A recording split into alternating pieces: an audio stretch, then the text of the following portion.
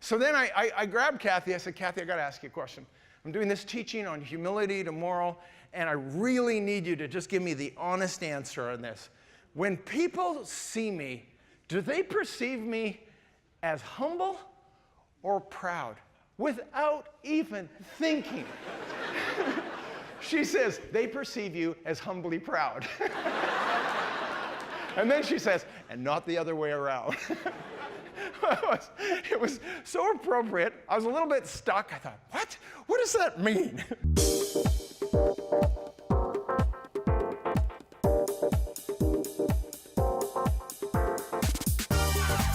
Welcome to Church of the Rock from Winnipeg.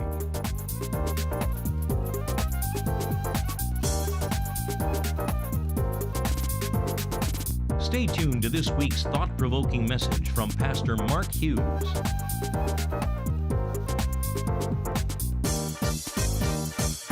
So today we're carrying on in the series I began called Pursuing Your Potential. And I use the word pursuing your potential to understand this, that it is not a destination. You don't reach your potential. You chase after it for the rest of your life because it is a journey, not a destination. In week one, we talked about the Peter principle, not the old one, which meant you rose to the level of your incompetence, but the Peter principle of this, that as Peter, the disciple, went from this anonymous fisherman to one of the greatest human beings in history because he got Jesus into his boat and he started listening to Jesus' instructions and he made Jesus his co-pilot, and that was the key to that. So this week we're going to carry on, and today I'm going to talk about living beyond your limits. And it's interesting that our world will always try to force us into limitations. They will always try to box us in. And by the time I'm done here, you'll realize that there's a lot of pressure on us to shrink back and to be less than we are meant to be. And here's my point in this, that I believe that our potential is actually limitless. Because you don't want to reach your potential because you can't reach it. You chase after it. You pursue it. Because as soon as you reach and surpass a limit, then guess what? Your potential has to move, correct? And so it's really indefinite. It can continue to move on and on and on and on. And yet we live in this world that puts so much doubts and so much pressure to constrain people to live within those limits. And I'll give you an example of that. In 1899, Charles Duell was the commissioner of the U.S. Patent Office. And this is unbelievable. He was considering closing down the patent office because he made this statement, that everything that could be invented has already been invented. That was over 100 years ago. And what an infamous statement that became. And so I'll give you a couple of examples of history. In 1876, Canadian Alexander Graham Bell invented the telephone, to which the detractors told him, there is no practical use for that device. In 1943, when the very first computer was invented by IBM, Thomas Watson, the president of IBM, said this. He said, I think there might be a world market for maybe 5 computers. In 1946, at the advent of television, we had Darryl Zanuck, who was the president of 20th Century Fox movie studios at the time. And he said, whatever market television captures, within 6 months it will be gone because no one's going to come home and sit in their house and stare at a plywood box every night.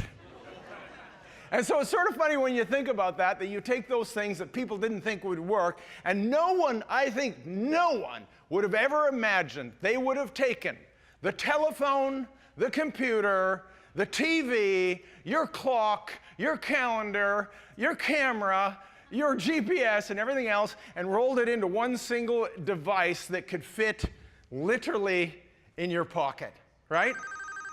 Oh, and there's mine ringing right now. You know what? I got to take this. Just hang on a sec. Hello? Yes, sir. Yes, I'm doing it right now. No, I haven't told them that yet, but I will, yes. No, I just started. I haven't got to that yet. I'm gonna tell them that all things are possible to them that believe. I'll tell them that. Yeah, yes, I'll remind them that nothing is impossible for you. Sure, I'll let you know how it goes. Oh, right, you'll already know that, won't you? Well, thank you, sir. You're doing an excellent job as well. Well, thanks so much for the call. We'll talk soon. Thank you. You will never guess who that was.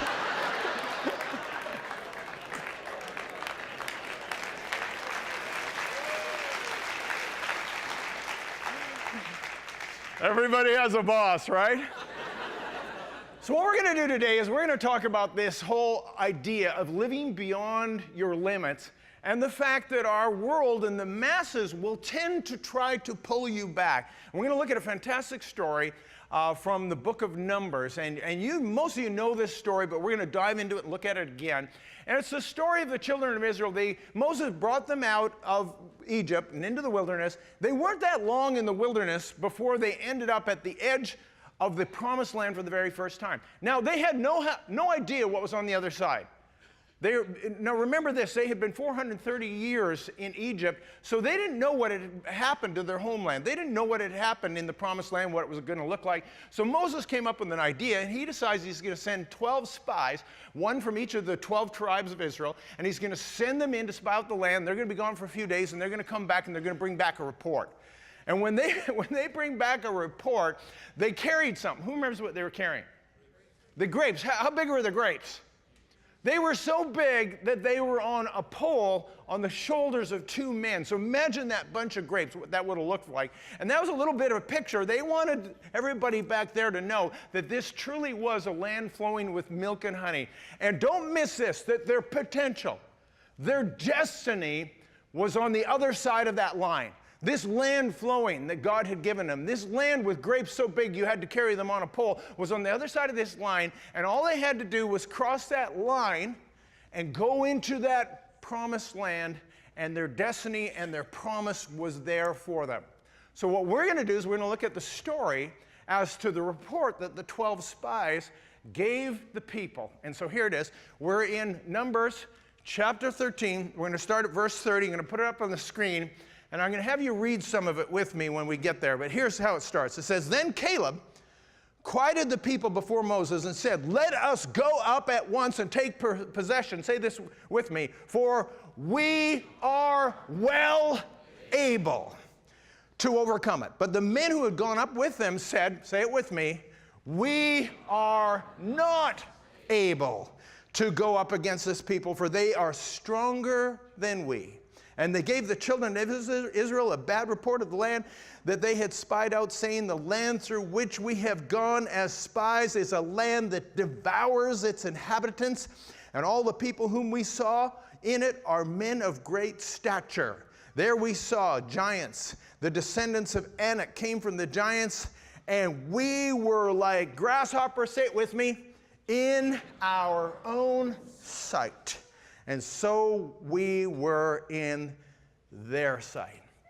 So here's the story. They come to the edge of their limit, right? And on the other side of the limit, as I said, that is their destiny. That is their promise. That is what God has given them and told them they had. And they find out that there are giants in the land. Was that true? There were giants in the land, but there was also opportunities. So there was obstacles and there were opportunities, and they were going to have to face up with that obstacle in order to get the opportunities. And what we have is we have 12 spies that saw the same thing. They all saw the same thing, right? They all saw the opportunity. They all saw the obstacles. The only difference between these two groups of people, Joshua and Caleb and the other 10 spies, was their perspective. And what we have is we have Joshua and Caleb saying, "Let us go up at once, for we are well able." Totally capable of doing this. We're going to be able to go across this limit, and we're going to be able to establish, and we're going to be able to obtain our inheritance. And yet the other 10 spies, they went out and gave a bad report, and they stood up and they said, "We are not able." They all saw the same thing. What is the difference between these two groups of people? And the difference between these two groups of people was their perspective and how they saw what was there. And see, here's what happened, as you know, was the people of Israel went with a bad report. They went with a negative report. And so God spoke to them and said, "You will not enter. You will all perish in the wilderness, every last one of you." And every one of them, they wandered for 40 years until every last one of them was dead, except for two people, Joshua and Caleb. And they had to bring a whole new generation, those that were born within that 40 years, and take them into the promised land 40 years later. They were the only two of all these people, the only two that saw their inheritance because these people believed the bad report and were not willing to face the obstacles that were ahead of them. And see, this is what happens in our world. We have these pressures against us not to take chances and not to step out, not to face your obstacles, and not to take that step across what feels like a limit and your limit. And we're talking about living beyond those limits. And so what we're going to do today is we're going to look at this idea of if we're going to pursue our potential, we're going to talk about living beyond our limits. And I'm going to give you 3 keys to it. And here they are. And they're number 1, is know thyself. Number 2, know thy purpose. And number 3, know thy God. And the first one I want to talk about is know thyself. And many of you are familiar with that expression. The Greeks were very, very fond of it. And they used it. It's printed up on the Temple of Delphi. Pretty much every one of the famous Greek philosophers used it in some way or another. Socrates said an unexamined life is not worth living. And what they were talking about was we need to know who we are as people and how we're made. And we don't use the expression know thyself that much anymore, but we have another expression. We talk about self-awareness and how important it is to know who you are and have that self-awareness. And don't get nervous. I'm not going to go down into the abyss of pop psychology today. But I don't want you to miss this, that the only difference between the 10 spies and the 2 spies was how they saw themselves, right? They said, we are not able, for they are stronger than us, and we are as grasshoppers in whose sight? Grasshoppers in our own sight. And how we see ourselves is so important to how we will do in pursuing our own destiny and crossing over those barriers and those limits that we have in life. I think all of us on some level lack self-awareness. And we see ourselves differently than we really are in one way or another. And we all suffer from it a little bit. And even though you think you might not, you do. I'm going to tell you a story. It's sort of embarrassing, but it's kind of interesting. It'll make my point. So a few weeks ago, I was doing a teaching on humility. And I had a group of leaders together, and I was going to teach on humility, and I was going to do this thing. So I'm at home, and I'm preparing this talk on humility, and all of a sudden it struck me. I said, I don't know if I'm qualified to teach on this. And I got kind of nervous about it. Now, you all know that I'm super humble because I wrote the book on it, right? The 10 Most Humble Men and How I Taught the Other 9. And so you all know that. But I was struggling with it, and I wasn't sure. And I thought, I honestly don't know whether people see me as a proud jerk or as a humble individual. I was really stuck in this, and I was getting worried about it. And so I thought, how come I don't know? I should know this. So then I grabbed Kathy. I said, Kathy, I got to ask you a question. I'm doing this teaching on humility tomorrow, and I really need you to just give me the honest answer on this. When people see me, do they perceive me as humble or proud? Without even thinking. She says, they perceive you as humbly proud. And then she says, and not the other way around. It was so appropriate. I was a little bit stuck. I thought, what? What does that mean? And my whole point in this is simply this, that I don't think that we totally and fully realize who we are. I don't think we know whether we are humble or proud and whether we are appropriate or not. And I don't think we understand this idea of how we come across. And when you look at the children of Israel, I don't know whether they would have seen themselves as fearful, but let's remind ourselves of this. They were 430 years in captivity. That is 15, 20 generations of being humiliated, of being diminished, of being enslaved. I mean, what kind of confidence are you going to have if that's where you're coming out of? So here they were, they having gone through that, and they come into this land, and they hear the report of what had gone on over there, and that there's giants living over there, and they made this conclusion. There are giants in the land, and they are stronger than us. How do they know that? How do they know that they are stronger than us? And here's the big mistake, and I don't want you to miss this, is here's what we do in life, is we compare ourselves to other people. We do not examine ourselves objectively as to who God has made us and who we are meant to be in this world. What we do is we compare ourselves to other people. And when we look at other people, we feel diminished because of that. And there's something really wrong with that. Because let me remind you of something. There is always going to be giants in the land. There will always be someone smarter and stronger and better and faster and richer than you. So what? So what if there's somebody that is better? Why would you compare yourself to another human being? What's the point of that? There will always be giants of industry and giants of sports and giants of finances and giants of everything in this world. What does that have to do with what God's called you to do? And there's something wrong when we compare ourselves to other people. I want to tell you a little story. I grew up in this neighborhood. And you know that this church building is in Fort Garry. And Fort Garry, which you might not know, is divided into two halves. There's West Fort Garry, where we are, and East Fort Garry. And the thing that divides East and West Fort Garry is the railroad tracks. And when I grew up in this area, what we did is we talked about the people that lived on the other side of the tracks. And if you were on the east side of Fort Garry, you referred to the people on the west side, where we are, as, oh, they're from the other side of the tracks. And you diminished them. And they were somehow, I don't know if it's still true today, but back when I grew up as a kid, it was true that we said, oh, they're from the other side of the tracks. And even the kids from this side of the tracks would feel the same way. They would say, yeah, I'm from the other side of the tracks. I'm from the bad side of the tracks. It was so stupid. I'll tell you why it was so stupid. Pretty much every one of us, those years ago, grew up out of the same ethnic background. We all went to the same high school, Vincent Massey, by the way. We were all on the same sports team. There was no difference between the kids on the west or on the east side of Fort Garry. And yet somehow we defined ourselves based on what side of that line, what side of the track. This was West Side Story, is what it was. And there was the Jets and the Sharks. And I grew up with that. And it was so ridiculous that we would make ourselves and diminish ourselves based on who somebody else is. They are stronger than we. How do you know? You haven't even faced them. And see, I think all of us struggle somewhat with who we are, right? It's like this guy, he goes to the psychiatrist, he says, doctor, I'm concerned I have an inferiority complex. So the doctor runs some tests and says, well, I got some good news and bad news for you. The good news is you do not have an inferiority complex. The bad news is you are inferior. I have an inferiority complex. It's just not a very good one. Thank you for getting that, three of you. All right.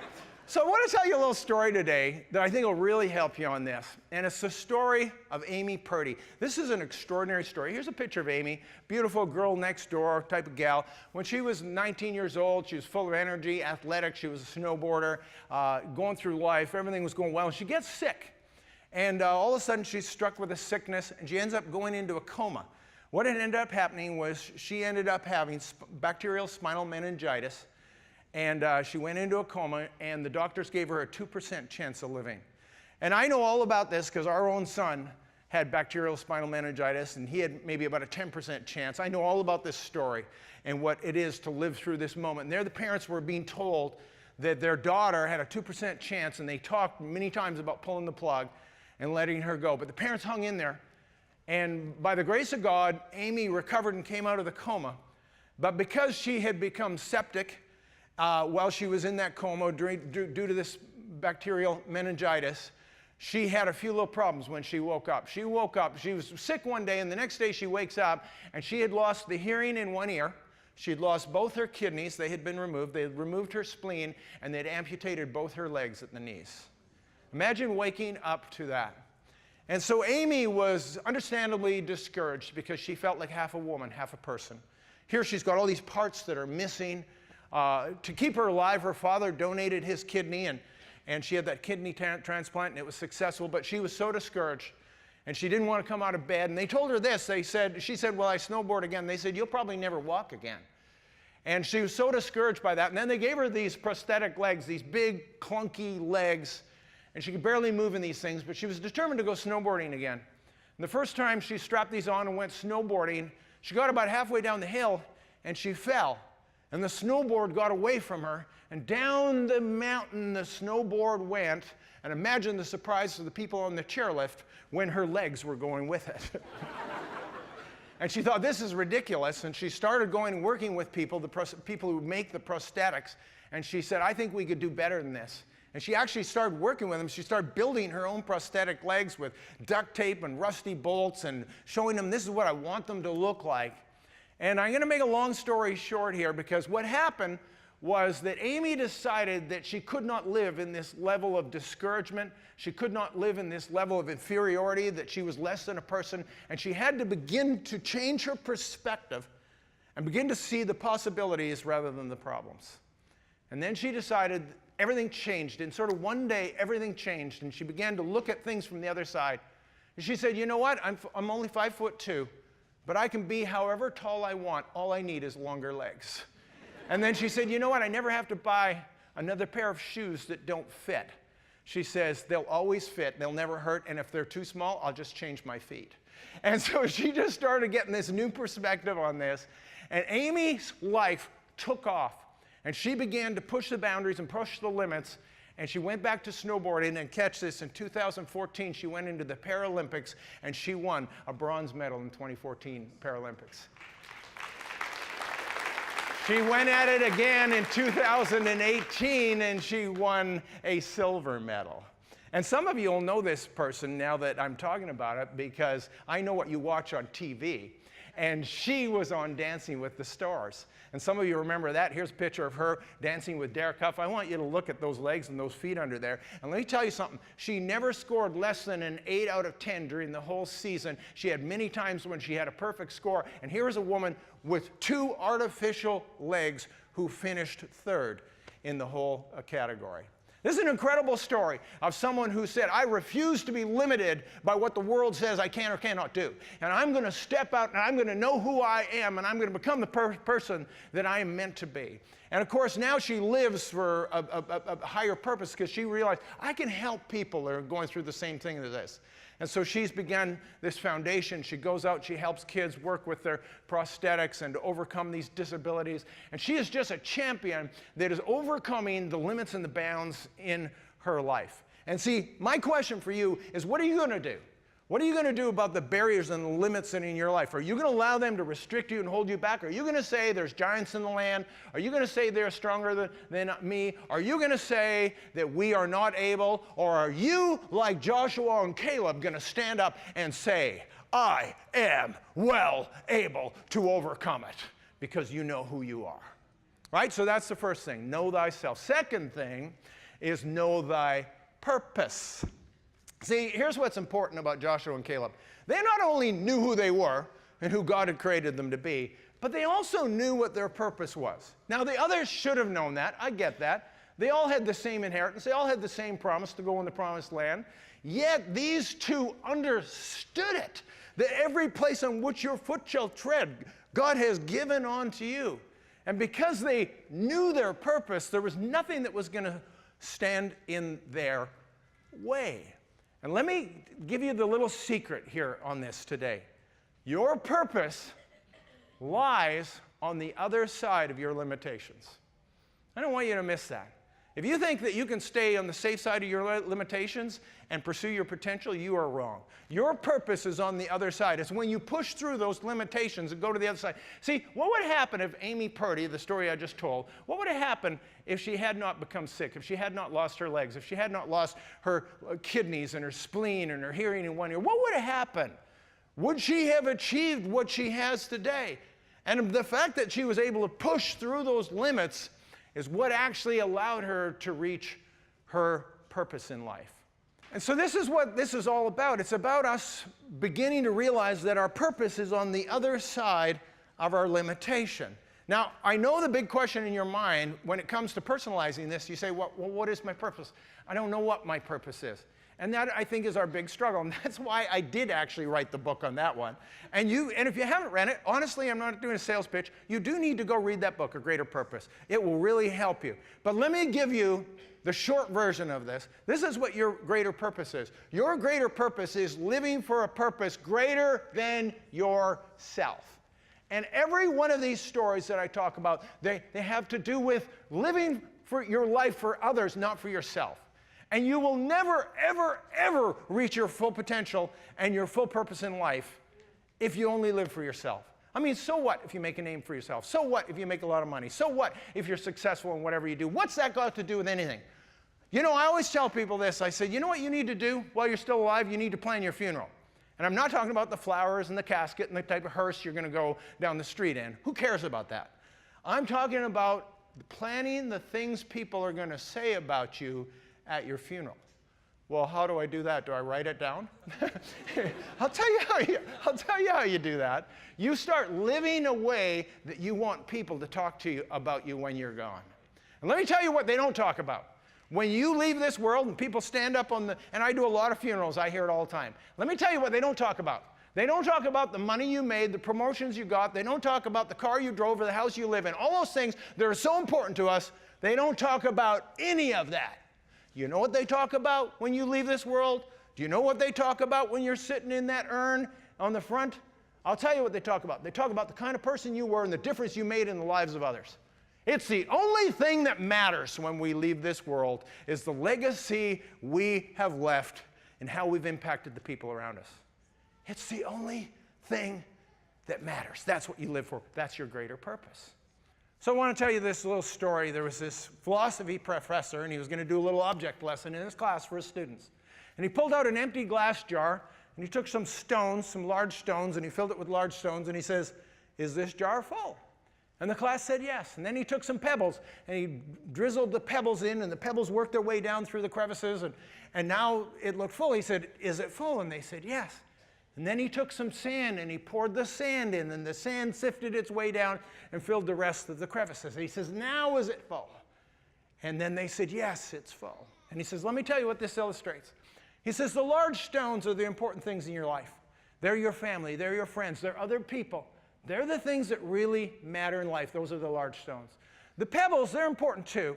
They're your job and food and how you live and your health and the money you make and those things. They're important things. They're not unimportant, but they're smaller than the really important things. And then he says, then there's the sand. And the sand is just the fill. The sand is just stuff that takes up room. They're the small things in life that don't really matter, that people consume a lot of energy on the small things. And he says, here's the problem. He says, if you fill your life with sand, if you fill your life with small things, there is no room for the important things, the pebbles and the stones. Very good illustration, right? And then some smart aleck student with a backpack, he comes to the front and says, can I ask a question? And the professor said, sure. So he pulled a bottle of beer out of his backpack, opens it up, and he pours it into the jar, and it gets absorbed by the sand. And he says to the professor, is this full? And he says, yes, I suppose it's full, but what is your point? And he says, my point is, no matter how full your life is, there's always room for beer. Now you understand that's a joke at the end of a very serious story. Let's not get the two mixed up. All right, so the first thing is this, you need to know thyself. Second thing is you need to know thy purpose. And the last and final thing is you need to know your God. You know what? If you take God out of this equation, it never works. You never really can pursue your potential, particularly as a Christian, without God being so much in the center place of your life. When you look at Joshua and Caleb, the thing that made these men so confident and powerful, the reason they knew who they were and what their purpose was because they knew their God. And here's what the scripture says, and I'll end with this. It says, those who know their God will be strong and will do great exploits. You know all this stuff that I'm talking about here? It's all determinate. It's all predicated on our relationship with Him. You really can't ever fulfill your purpose and destiny in life without knowing who He is. He is the one who has made you. He is the one who has given you that purpose. And when we know Him and when we attach ourselves to Him and when we know our God, we will be strong and we will do great exploits. And then we will be able to push beyond the limits in our life. Doesn't that sound like a great place to pick up next time? Let's live beyond our limits, people. Let's stand together. The one question a person should ask is, what on earth am I doing here? In Pastor Mark's new book, A Greater Purpose, you will fully realize that we are all here for a divine purpose. This book will help you discover your own personal destiny. You can order a copy by visiting our website at churchoftherock.ca. Order a copy today and begin your journey to finding your place in God's great big space.